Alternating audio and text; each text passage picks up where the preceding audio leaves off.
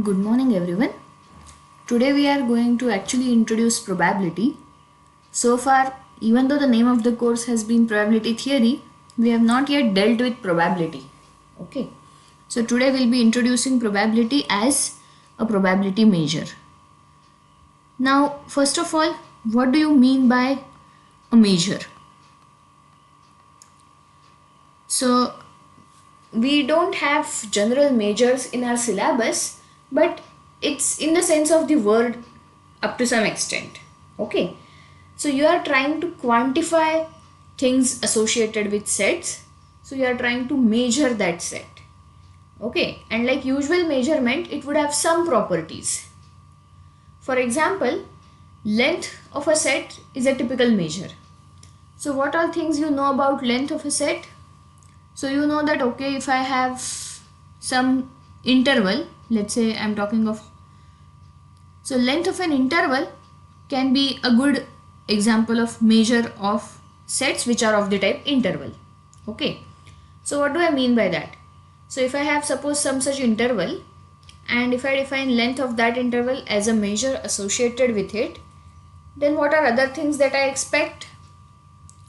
I expect that if I consider now a subpart of this interval like this, then I expect that this measure would be smaller than this measure, earlier measure.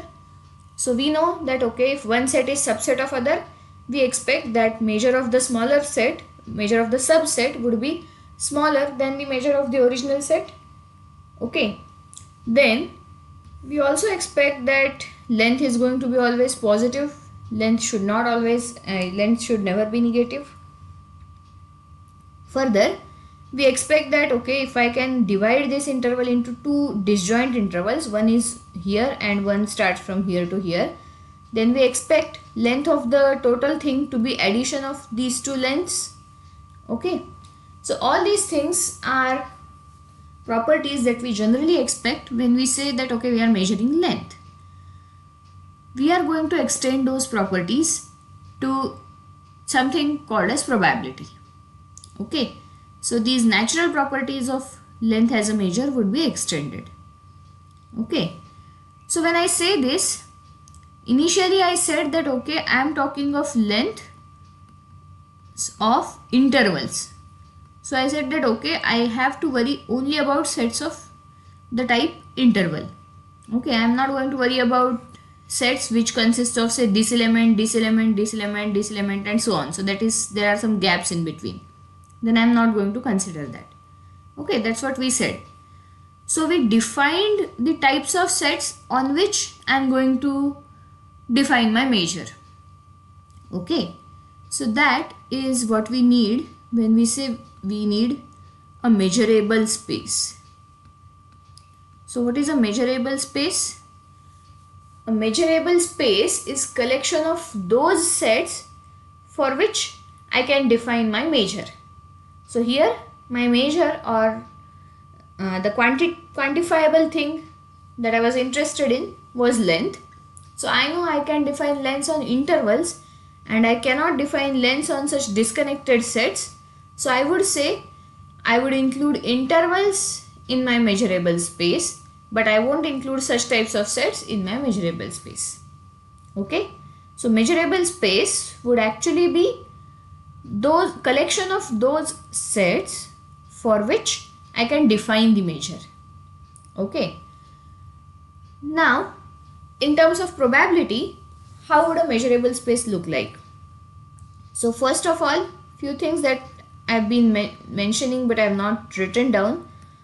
Every measure would be a set function. Set function means input to that would be a set. So even in probability, we always say probability of some set or event. Event is also a set. We never say probability of a single thing. Okay, so probability has to be a set function, and then the collection of sets on which a measure can be defined would be a measurable set, right? Collection of sets on which we can define measure. Why there are some sets on which we can't define measure, I described just now, okay, by using length. So this would become measurable space. So in terms of probability, I need to collect all those sets whose probability I can in some way decide. Okay. So of course I will need to start with some basic assumptions about probability. But then see, if someone tells me, okay, your A belongs to measurable space, means you know probability of A, okay, and then you know probability of B. So of course next question is, can I use these values to say something about entire probability? That's what we would try and do. That's what we would want to know. Hence we say that, okay, if I know probability of A, if I know probability of B, I would probably be interested in probability of A union B also. Hence we say that, okay, I would include A union B also in my measurable space so that I can say something about its probability. Same story about complement. So I know that, okay, if I say something about this set, I can say something about its complement. Is it okay? That's why we defined field and sigma field. So that sigma field became collection of all sets whose probabilities we can compute once we know probability of the original things. Like for example, if I know probability of A1, A2 and A1 complement, A2 complement, then I may somehow mix them to get probabilities of their unions and intersections and so on. Okay. So that's why we defined sigma fields so that they can become measurable spaces. Is it okay? So let me now define the probability measure formally. So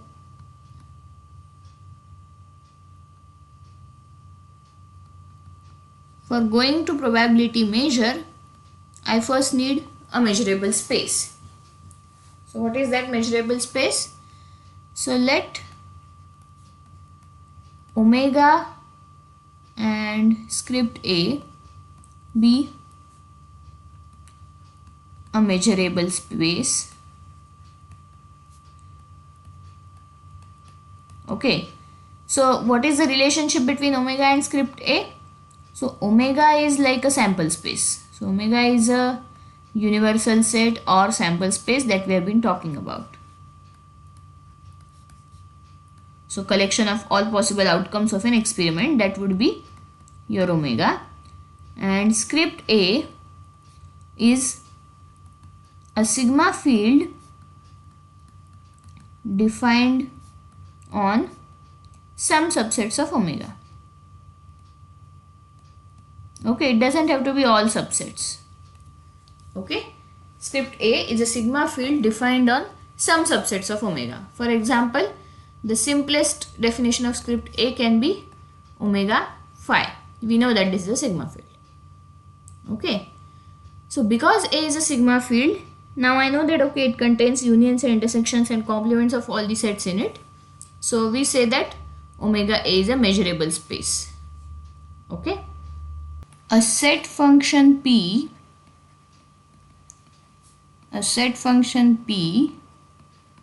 defined on omega script A is said to be a probability measure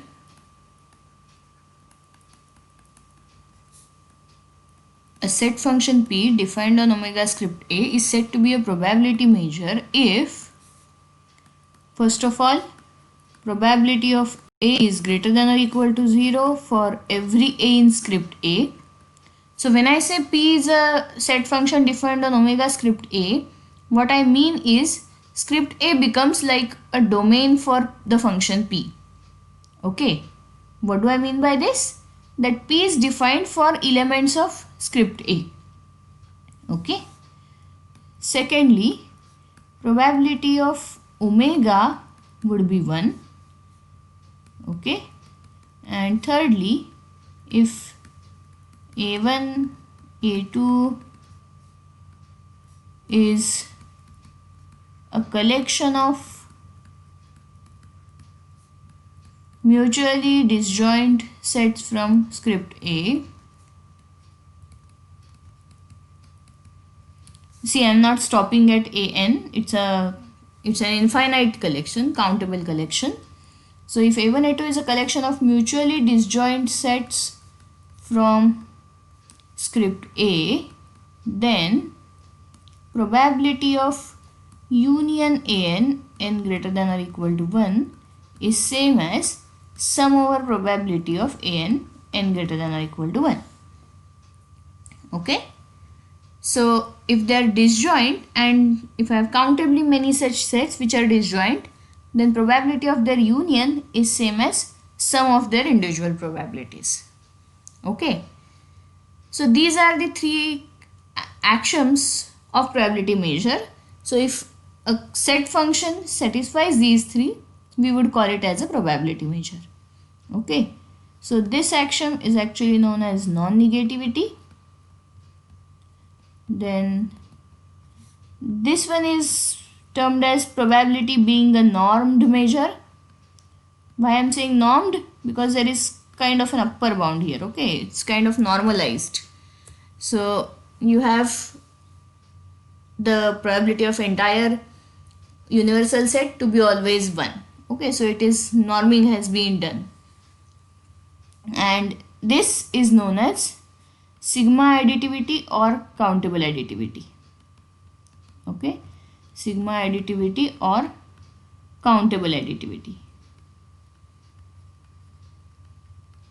So any set function which satisfies these properties is called as probability measure.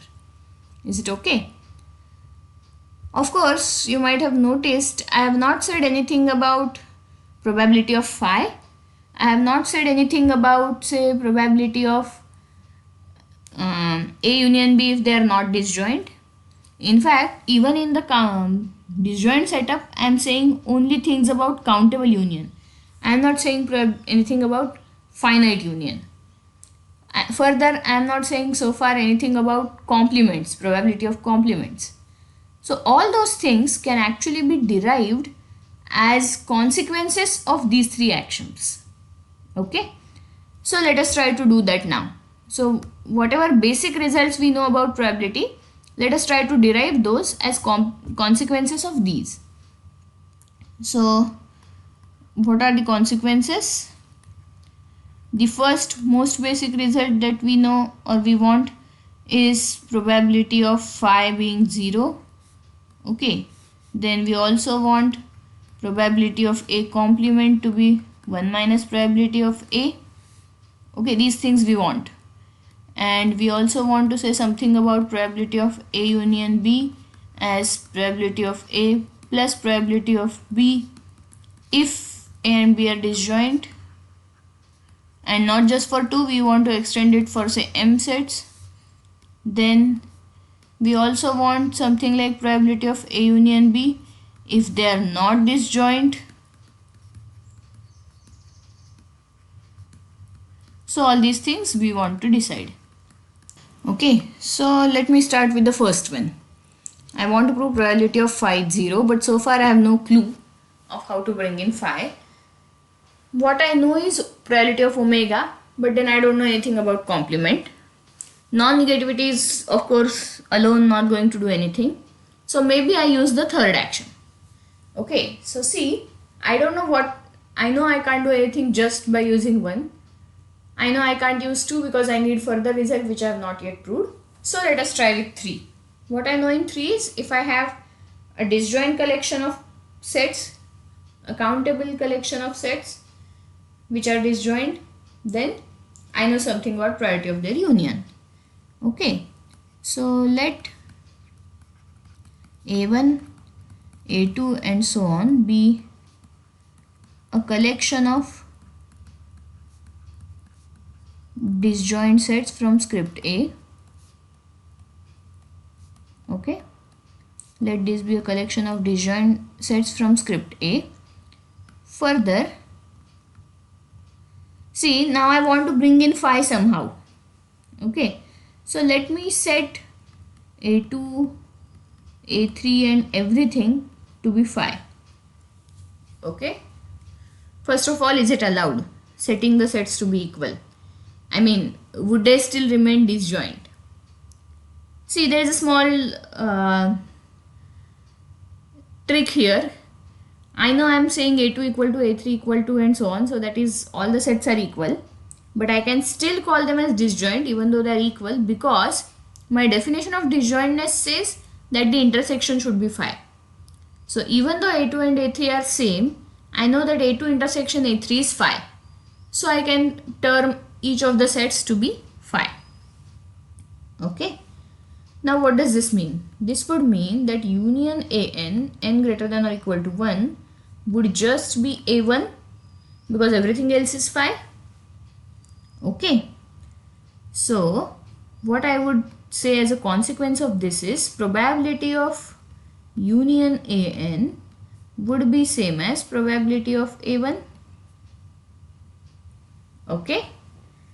But what is probability of union an? We know it is sum over probability of n greater than or equal to 1, and we are saying it is same as probability of A1.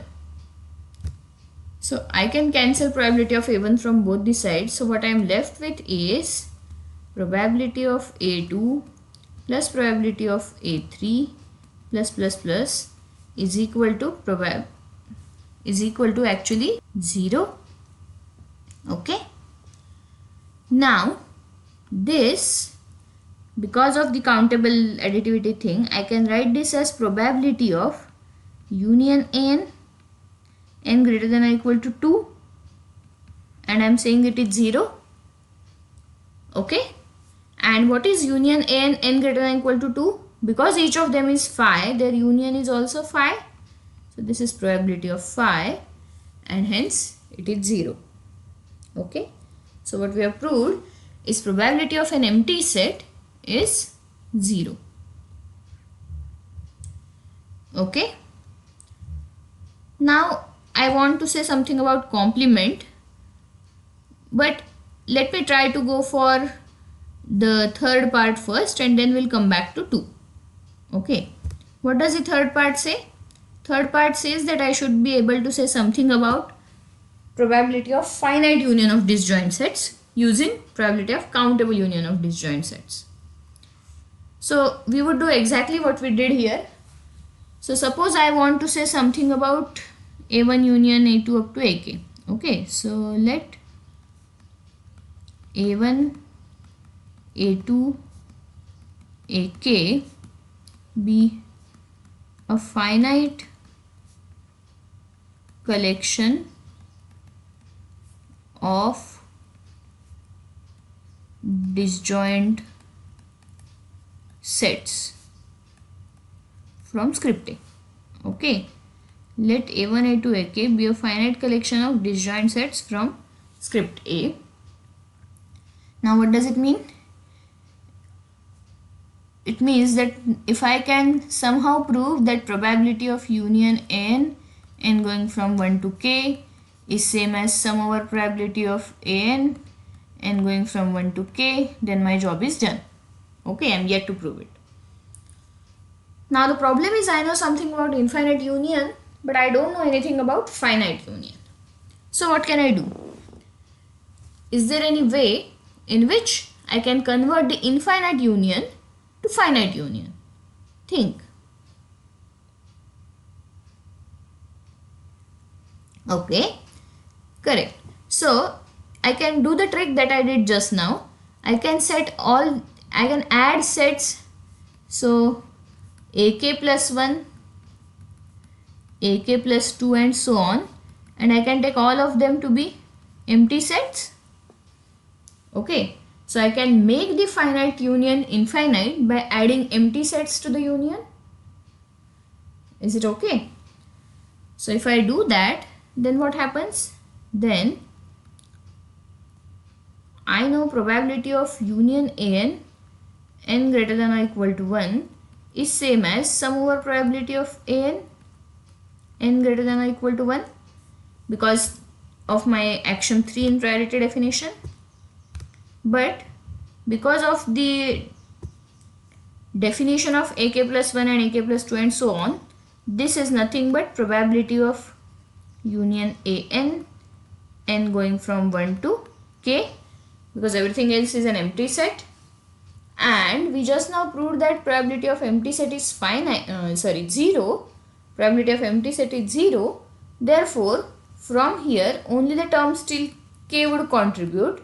So, sum over probability of n going from 1 to k, because everything else would be 0. Okay, the remaining terms would be 0. And this is exactly what we wanted to prove, that probability of union of finitely many sets, if they are disjoint, is sum of probabilities of their individual sets.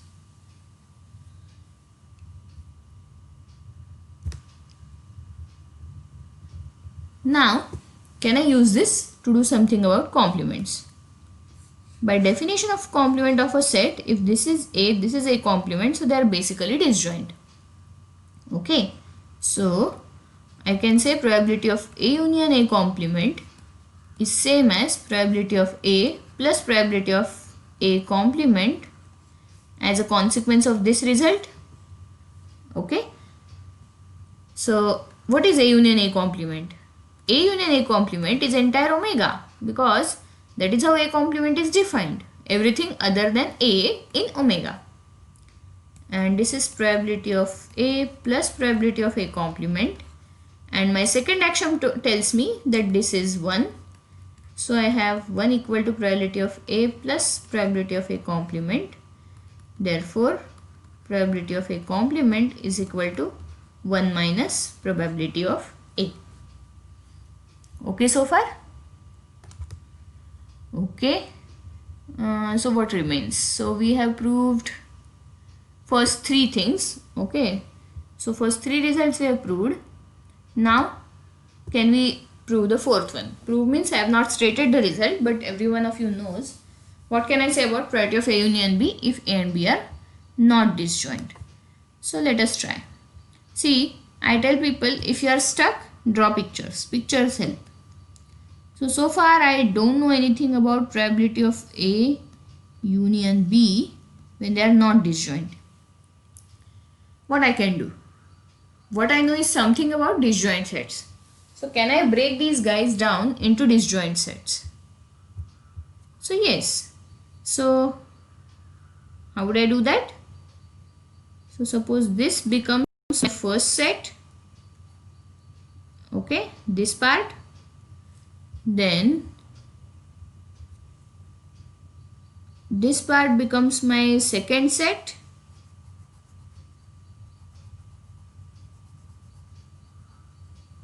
Okay, and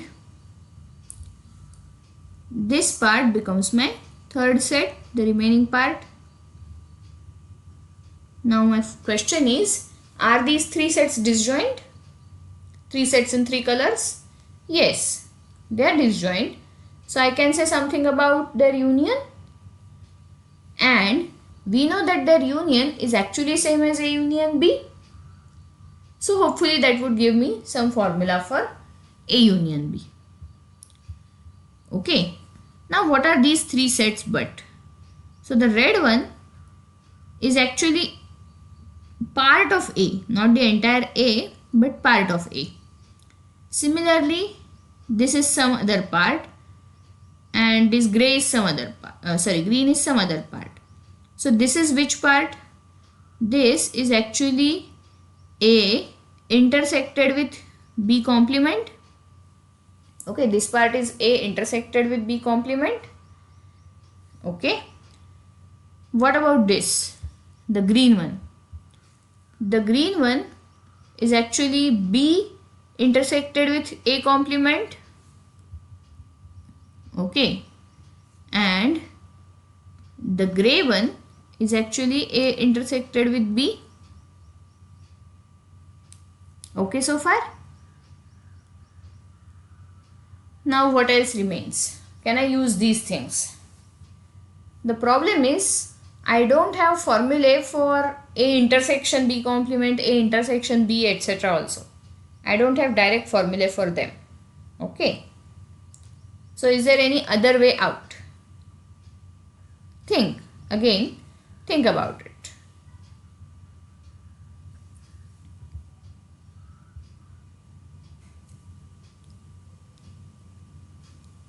So let me just try to write down whatever I am observing. So what I am observing is A union B can be written as A intersection B complement union with A intersection B union with B intersection A complement, and each of these is disjoint from other. So from whatever I know so far, I write probability of A union B as probability of A intersection B complement plus probability of A intersection B plus probability of B intersection A complement. But the thing is, I don't know anything about this so far. See, if I go to this picture again, what I know is the set A is basically made up of two disjoint parts. One part is A intersection B complement and other part is A intersection B. So let me use that.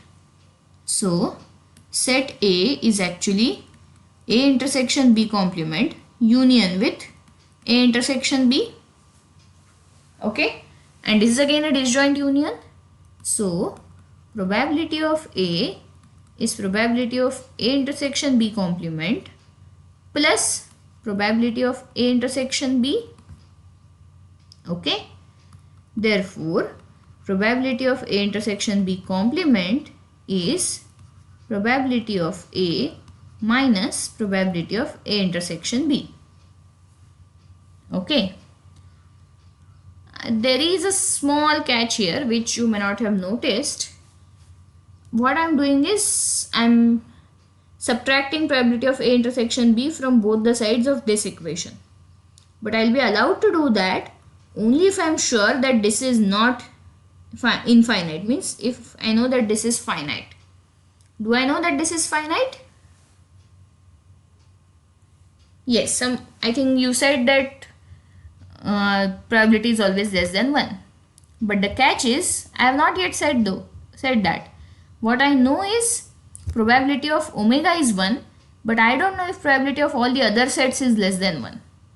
Okay, so let me keep this. Right now let us assume that it is less than 1 and hence it is finite, and then we can do this subtraction business. But remember, we have to come back to that. Okay, so let us complete this proof. Okay, so probability of A intersection B complement is probability of A minus probability of A intersection B. Same story I can do with B intersection A complement. So B intersection A complement would be probability of B minus probability of A intersection B. And let us now plug in those values here. So this would be probability of A minus probability of A intersection B, plus this second term remains as it is, so probability of A intersection B, plus the third term becomes probability of B minus probability of A intersection B. So one probability of A intersection B gets cancelled, so I am left with probability of A plus probability of B minus probability of A intersection B. And this is exactly what we have been studying since BSc first year, or perhaps since 11th class. Okay. So probability of A union B is probability of A plus probability of B minus probability of A intersection B. But as I said, we had put a pin in this part. So we need to prove this. So how to prove that? Start thinking. So basically, I want to prove probability of A is less than 1 or equal to 1, less than or equal to 1 for every A. And initially when we discussed measure, we discussed some other property. We said that if this is an interval and if I consider a subset of that interval, then I expect length of the subset to be smaller than length of the bigger set. So that type of result also we have not yet proved for probability. So if we can prove that, then using the fact that probability of omega is 1, I would be able to conclude that yes, probability of every other set would be less than probability of omega, and hence probability of every other set would be less than or equal to 1. Okay. So first let us try to prove that subset relation. That is, if A is subset of B, then I need to prove that probability of A is less than or equal to probability of B. So how do I do that? Again, if you are stuck, draw pictures. What I know is A is subset of B. So suppose this is A, this is B. Now what I can do?